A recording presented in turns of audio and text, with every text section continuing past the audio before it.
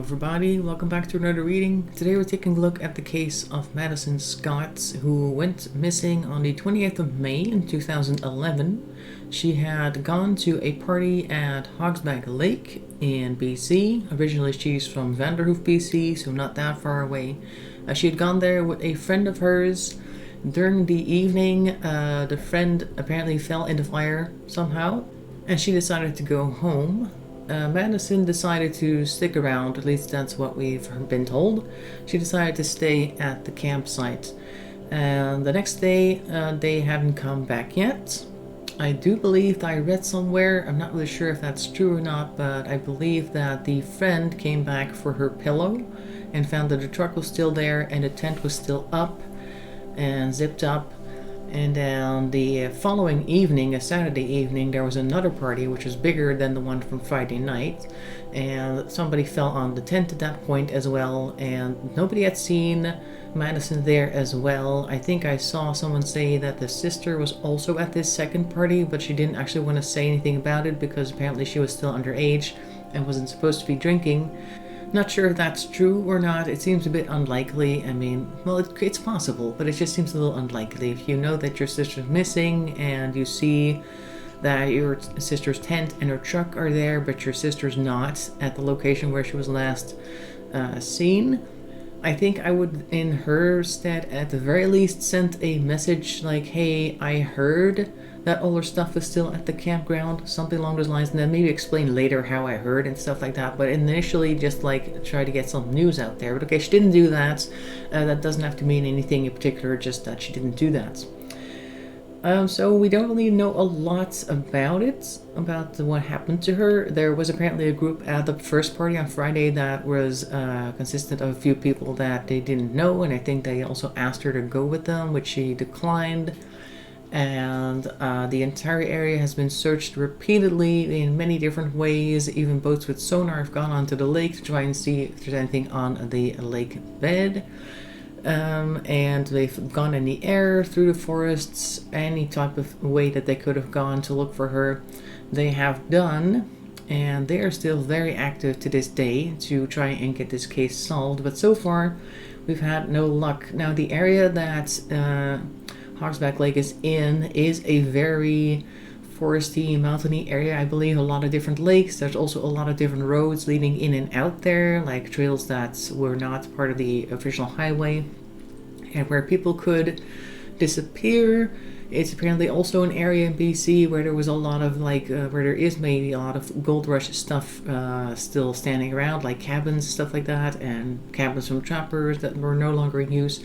So there's plenty of places where she could have been taken to, where she could have gone, and plenty of ways that somebody who may have taken her could have disappeared without anybody noticing. So I want to go take a look at this case with the tarot. We're starting off with the Tarot Mucha, which is this one, and for any further questions we're moving on to the Modern Witch Tarot, which is this one.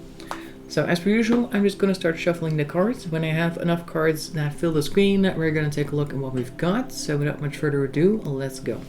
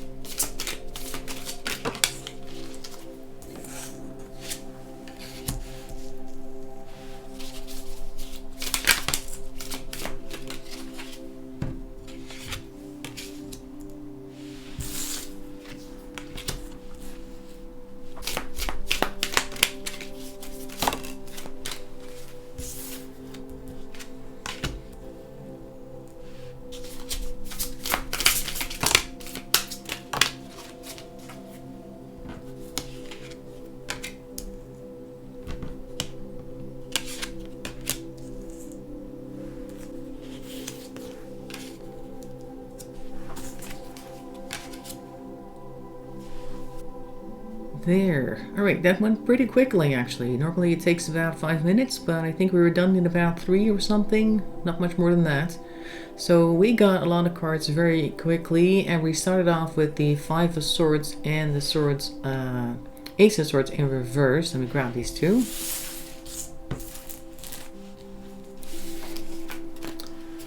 So the 5 of Swords is, I always see that as a verbal conflict between a couple of people, and somebody clearly won and the other clearly lost. There's somebody in the background also just kind of disappearing, like, okay, I give up, because initially this person was fighting 4 people at once. Apparently he's holding a couple of their swords as well, and this person over here, even though they no longer have a sword, it's almost like they kind of don't really want to admit defeat, but they also know that they can't go back and win this argument. Maybe they're like, well, I'll get you next time, that type of thing. And the reversed sword, or Ace of Swords, sorry, kind of makes me feel like there was an idea that somebody had that led to this conflict, and that turned out to be a bad idea in general anyway. This seems to me like this might be an argument between, I think her name was Jody and Madison, so that they had a falling out at this party.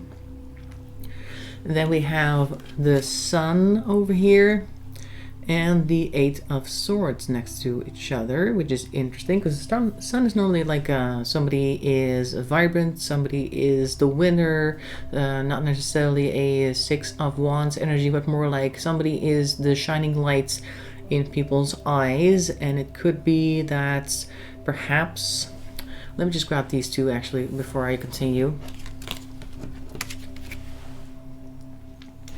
because we already had this argument between these two, and it could be that because there were people there that they knew that somebody at the very least chose Madison's side or something like that. That's kind of what this seems to look like. We don't know how Jody got pushed in the fire. Maybe there was some disagreement that ended up her being accidentally pushed into the fire, and that's why she left without her friend. Who knows? I'm sure she asked if she wanted to come, but for whatever reason, either her or Madison was stuck in a mental loop, because that's what the 8 of Swords is about. You're stuck in some type of mental prison, even though you could very easily take your bondages off and walk right out, because as you can see, there's no swords really blocking her path. Maybe the one that's on the ground there at the bottom, but it's not going to stop her from leaving the field of swords. So somebody is stuck in their mind, and maybe nobody from the other people there actually came out and said, I think Madison's right, but this might actually point towards her or somebody else feeling like the only reason why she won, why Madison won this conflict, is because she's this radiant person, and therefore nothing she's ever going to be able to do, and this she would be Jody, would ever be good enough, or something along those lines, because this is really a mental entrapment. So could also be very simply that she had an argument with somebody there. Like, this could be Jody having an argument with somebody. I suspect it's with Madison, but it could also be somebody else. And because it ended up the way it did, she feels like, oh, I don't belong here, that type of thing. Like, I used to have that a lot in school. I was never one of the cool kids, and therefore whenever something happened negatively in a group setting to me, I always thought like, oh, it's because I'm the odd one out. So that's kind of like what this lineup looks like. Like, up to here, it seems to be Jody at least arguing with somebody and feeling like she lost because that is just the way things are. Then we have the Hermit and the reversed Hanged Man, which is interesting, because normally the Hermit is about taking a moment to yourself, like coming to some inner reflection, but the Hanged Man is in reverse, meaning that you can't take another perspective. So this might be internal reflection only on your own point of view.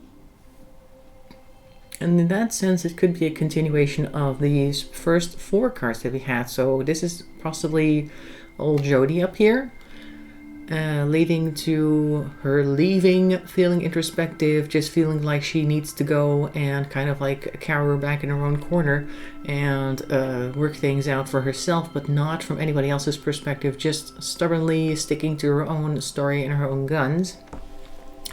Now on the second line we have the reversed 3 of Swords. Now the interesting part about this card is that throughout the entire time that I was preparing for this reading and just setting things up, shuffling the deck and everything, this card kept popping up even though I hadn't actually started drawing cards yet. So this one kept going, at least showing itself to me. So I think this one's very important. And this is a 3 is a crowd situation, but it is in reverse. So I feel like this means, particularly also because if you look at the staring that this person is doing, it's like she feels like 3 is a crowd, and maybe she feels like she's not wanted. And I think this is again Jody, but I think this is a conflict that arose between Jody and Madison. Like whatever is going on in Jody's mind led to them breaking up that evening because there's just something wrong with her thoughts and she needed some time to herself, and that's why she left. So then we have her experiencing this reversed tower and a reversed Pentacles, Ace of Pentacles. Okay, so we're gonna go over here now. So we're getting a second person perspective in this case. So the tower is normally like an upheaval, a changing of a status quo, things that you are used to having, or a system that you're used to having being uprooted, but it's actually not happening, or it's an internal system that's actually happening because it's in reverse. And we also see the Ace of Pentacles, so that is investments made, or at least an idea for a new investment made that did not pan out. So this could be still in, I think this is half Jody, half Madison, in the sense that this continues Jody's story of, oh, I shouldn't have gone because stuff happens, or stuff happened to me, I need to leave, I'm this, I'm that. And then afterwards you see this internal crumbling, like, oh, this was the worst thing I could have done, and why did I think all of this? Like, this is like a guilt trip almost, with the Ace of Pentacles also showing that they really, really strongly feel that they made a very bad judgment in that day. We see the Emperor next. So this bad investment, like I said, could also be from both Jody and Madison, and the Tower as well, because they kind of broke up over here with the 3 of Swords, and now they're both like, oh no, in their own little world, like, oh no, this was a bad idea, that type of thing. That's what I'm seeing here. So then we have the Emperor, like I said, and we have the 7 of Pentacles and the Empress. Interesting that both of them showed up, but perhaps for different reasons. So let's grab these 3. The Emperor is somebody who is perhaps a leading figure in her life, somebody who is normally out there looking for people. I hear that there was a person, he organized it for like, I think once a year or something. It was like a thing that happened regularly, and he organized it. So this might be them being represented by the Emperor. Maybe that made Madison feel like she was going to be okay because the person that she knew and trusted was there. And I think also this 7 of Pentacles is almost like her feeling like she's mature enough, she's invested in all sorts of other things, and like growing up as well. She was 20, so an adult, and probably feeling like she could handle the world just fine and everything would be great. At least she'll be able to take care of herself, which I think is represented here by the Empress as well. This could also be somebody who was there as well, somebody who may have said at some point, oh, I'll take care of you, or somebody like that who was going to watch over her perhaps, or said that they would, and then perhaps something happened that they weren't able to do that. But it looks as though this line-up is saying that Madison felt like she was going to be okay, whether it be because somebody is taking care of her, or she really feels like she can take care of herself. And if you look at it, because I said it's interesting that both of them show up, it can almost see, or you can almost see this as representing her feeling that she could take on the world because of the support she's always had from her parents, all the advice that she'd ever had from her parents. Like, she would do the right thing and she would be fine because she had invested a lot in her independence, and she had had all this advice and experience from her parents. So she felt confident that she was going to be fine. So this is basically starting off from the point where she and Jody arrive at the party, and then things start to go sour. They end up splitting up, and then over here we see, I'll be fine. That's what this is. So we're not quite at the event yet that led to her disappearance, but now we see what led up to it, which is normally what I get anyway. I tend to get the entire situation and then some. Now, from that point on, at some point she disappeared, and we'd like to know what happened, so let's see what we can get for that. Oh, somebody split here, or spun rather. Nine of Cups. Okay, so that's emotional self-sufficiency, but in this case perhaps not as self-sufficient as she thought she could be. Like this is, yeah, as a follow-up to the other three down there at the bottom right. Maybe I'm not as mature as I thought that I was, so perhaps she started finding it a little difficult regardless. Queen of Cups. More Cups energy, so we're definitely looking at emotions. There's a lot of emotions going on. I think this is still her trying to be in control of her emotions, even though the Nine of Cups over there is saying that things were not as easy as she thought. And I think this is the point where she tried to calm herself down to try and be more independent. We got a Four of Cups there, but we also got this one, Ace of Cups. So there's a lot going on here with emotions. Maybe somebody made a move on her or something. Tried to charm her in some way, and that turned out not to be what she may have thought, because the next card we had that fell out was this Four of Cups, which is being indecisive, and in this case perhaps also not wanting to choose, like whatever it is that this person had on offer. They decided to go against that and just say no thank you, I'm not interested. So that may have bothered her still, though. That might be why we have the Nine of Cups in reverse. Like, she's trying to be independent and not let the emotions phase her. Oh, we got more Hangman energy, but I'll grab the High Priestess first. But she felt like there was definitely something wrong with this person that was making an offer, it seems like, because we have the High Priestess here, who does see through all sorts of things that might want to remain hidden. And the Hanged One is in this case now saying, okay, I'm gonna take a step back. I feel like there's something wrong here. I'm just gonna chill. I'm gonna do what they've always told me, because if I don't want to go with somebody, I should just say no. And then everything will be fine. They should respect that. That type of energy is what this is. They may have also kind of looked at it from different angles, because that is what the Hangman tends to point towards, like I said earlier, with the different perspectives. Like maybe they were just like, oh, they're just saying that because they're drunk, or maybe they think it's not a bad idea for me to come with them, but I don't think so. So she kind of felt like something was up with this person or this offer that was being made, and decided better for not to do that. Whoop. And we have Death here, so this is an end. Or perhaps a new beginning. I'm gonna wait with taking that literally, but it could just mean the end of the resolve, or the end of looking at this situation from a different perspective. Maybe they, I don't know, were convinced somehow. Let's see what else we can get. Convinced to go anyway. And now we have the Seven of Pentacles in reverse. So this feels like a lot of, oh, this is something I've not experienced before. I don't know what to do in this case.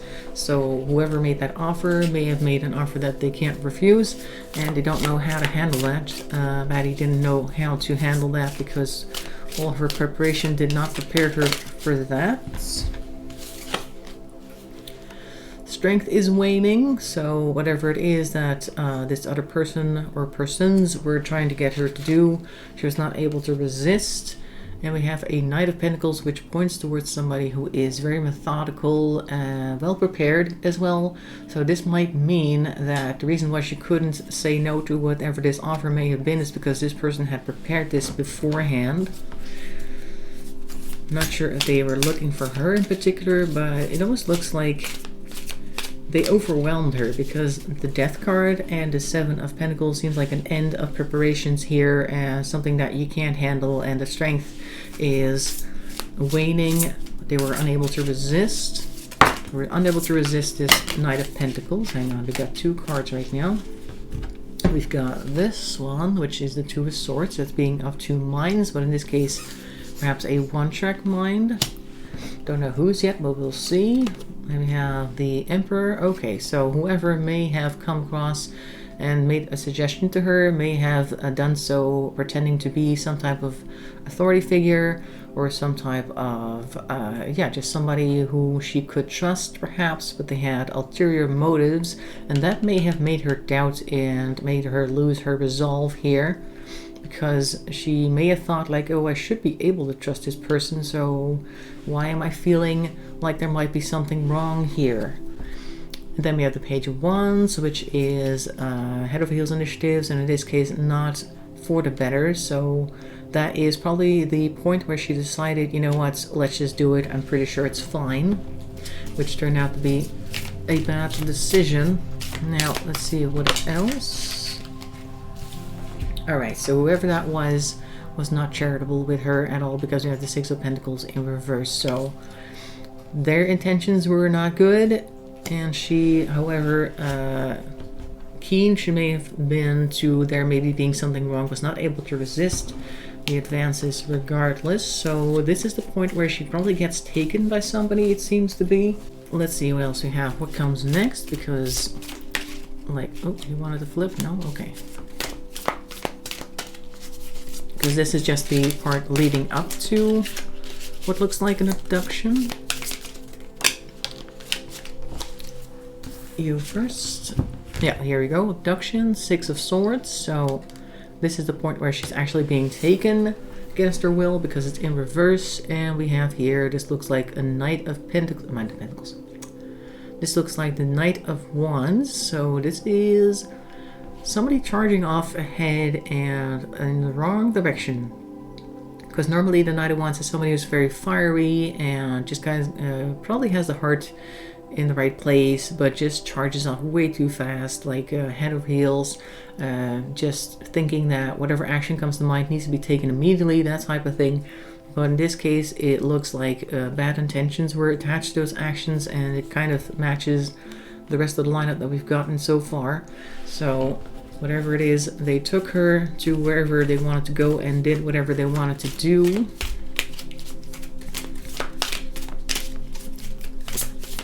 Now, I don't want to say that it's necessarily spur of the moment thing, because we did have him earlier here as Knight of Pentacles, so maybe at a certain point the method disappeared, so to speak, whatever plan they had. Let's see, what else we got here? Whoop, two cards. Hierophants in reverse. Okay, so this is more of the you should listen to me because I'm important energy. This could be somebody who is an important face in the community as well. Somebody who she trusted, somebody who may be part of some organization that is trusted in the community and respected as well. And this person completely abused that power.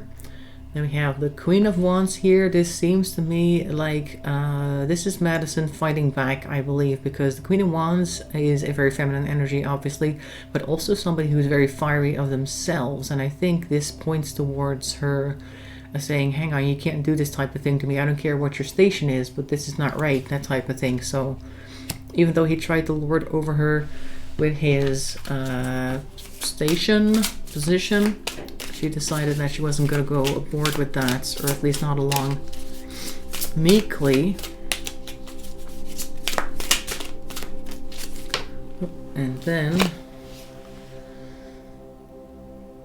this is the Devil in reverse. Okay, so this is unable to resist some type of addiction or a bondage of some sort, and I think this is the person that has her or had her unable to stop themselves from doing whatever it is that they were planning on doing. And this might also mean that it's something that they still regularly think about, because it's something that holds them in their grip, or in its grip, and that's not letting go.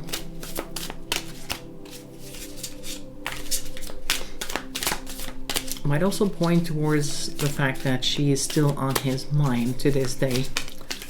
Probably not least because of all the activity revolving around trying to find her. So we have a 3 of Pentacles here, which is work related. So this might be somebody working together with somebody else. This might be that he is not alone. There might be others involved. Maybe not in this particular part of the process, but perhaps in the aftermath. So somebody whom they know or was able to help them. We see here the 7 of Cups, if wishes were horses. I feel like this might be the accomplice actually talking. Because normally this card is like, oh, if only I could make my wishes come through, focusing on things that they want and stuff like that. But combined with all of this and a 3 of Pentacles, it almost looks like I wish I had never known about any of this and that I wasn't involved in this at all, because they're not happy with that. Probably that they wish they could unsee what they did. Oh.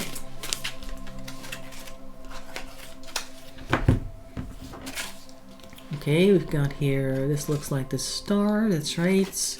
And we've got the Chariot in reverse, so looks like whoever this is, this accomplice over here, they still have, they spend a lot of energy thinking about her, and they have slowed down a lot in the years, and things aren't moving quite as quickly with them right now because everything kind of just froze, I guess, in that time where they were asked to help out with this. And they still think about her probably every day and are unable to let it go, unable to move on.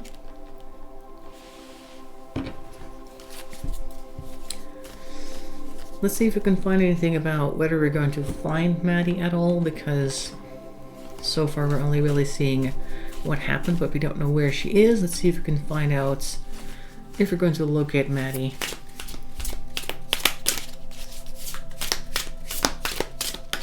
Or if perhaps this person or that person will ever confess, because that would also lead to locating her, hopefully, potentially.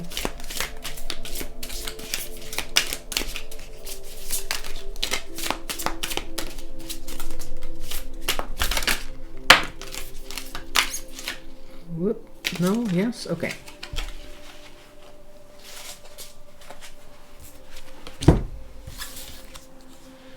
For Wands, that is harmony somewhere, so this almost looks like somebody's marriage, perhaps.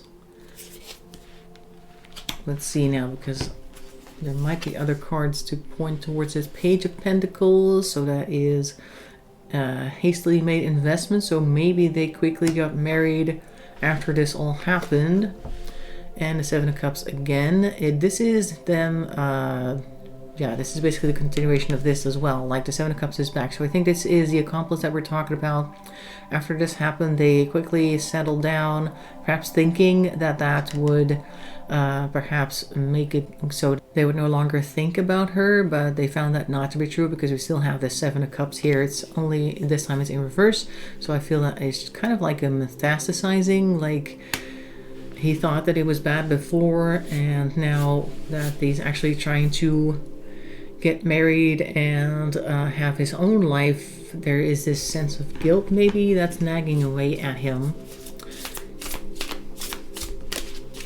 So are they going to spill the beans? Oh, that's a large stack. We're not going to put all the cards on the table.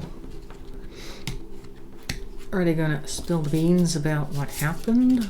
What they know? Okay, that one landed on my sleeve. 8 of Cups. So this is a walking away card. And they might walk away from this life, perhaps. I think this is almost representing, if I give this up, if I fix this, if I do something about this, I have to walk away from everything. I have to walk away from the harmony. I have to walk away from the marriage, which probably was a bad idea anyway. But I'll have to let that go, and maybe they're not quite ready to do that. Although the 8 of Cups says that eventually they might have to.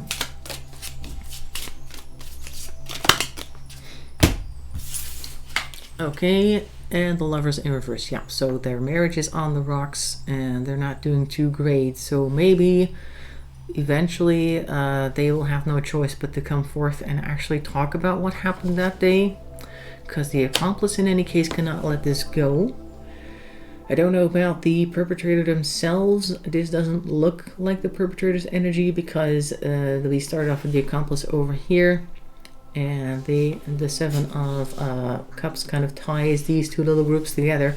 So I feel that this accomplice person, whoever that may have been, tried to forget about it all, tried to get married, tried to have kids and do the whole thing and pretend like that never happened, but it just will not go away, to the point where he's probably going to end up divorcing and disrupting his entire family setting, and perhaps even come clean, because you can see that he leaves everything behind and then just walks off into what seems like a pretty inhospitable place, which may also represent whatever situation you might find yourself in when you come and come clean about this type of thing, that you helped perhaps hide a body somewhere and that you know where she is. I mean, that definitely makes you likely to be put in jail. A lot of people don't want that, obviously, so maybe he's been considering that, and possibly feeling like that is a better alternative to continuing to live like they do right now. So that is what I'm getting for Madison Scott. Hope you found it interesting. Make sure to leave a like and a comment on the channel or the video. It's always greatly appreciated. I will see you in another reading. Thanks for watching, and bye-bye for now.